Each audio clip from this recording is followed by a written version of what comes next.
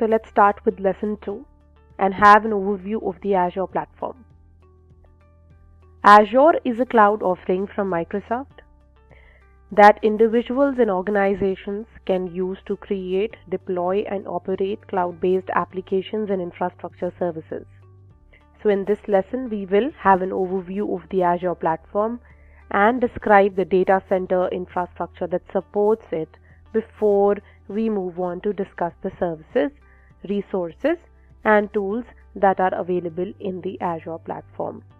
So after completing this lesson, we will be able to describe the key characteristic of Azure Data Center. We'll be able to identify and describe the available Azure services. We'll be able to explain the computer hosting options that Azure provides. We'll be able to explain the Azure service model. We'll be able to describe Azure resources and how we can use Azure resources and various management tools. Let's start off by understanding about the Azure Data Center. So data centers managed by Microsoft host Azure services throughout the world. Whenever you create a new Azure service, you must select an Azure region to determine the data center where the service will run.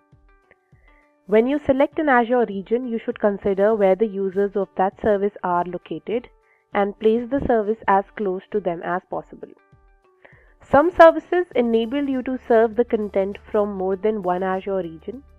In this way, you can serve content to a truly global audience while helping them to ensure that a local response gives them the highest possible performance.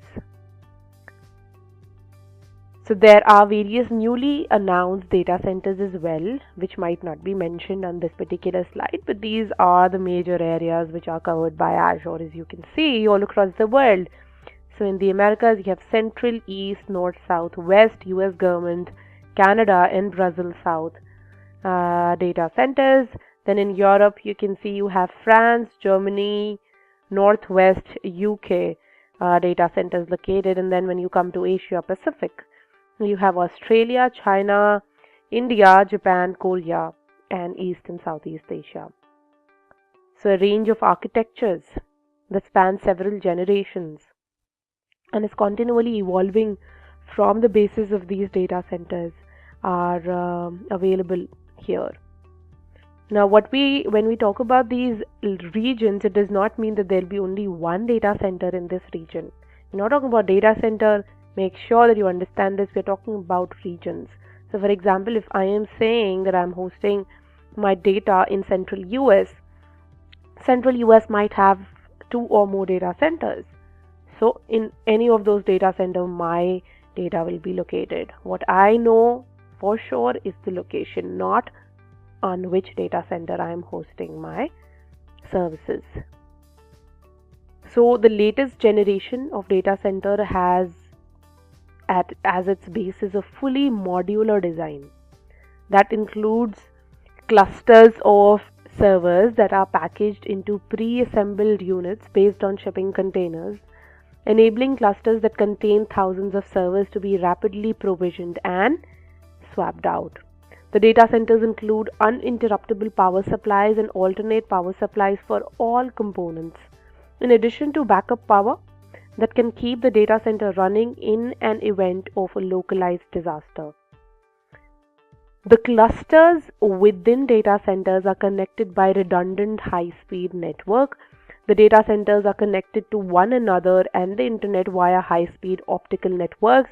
The data within a single data center can be replicated to 3 redundant storage devices and also between pairs of data center in the same geographic region that we were talking about.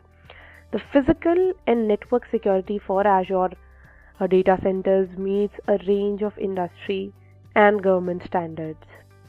The data centers are designed to minimize power and water usage for maximum efficiency, including servers and other hardware, cooling, and support operations. The servers in each data center are provisioned in clusters, and each cluster includes multiple racks of servers that run Windows Server. A distributed management service implemented by Azure Service Fabric handles provisioning, dynamic scaling, and hardware fault management for the virtual servers that host cloud services on the physical servers in the clusters. So this was a brief overview of how Azure data centers work. Now we will move on and understand about various services being offered by the Azure platform.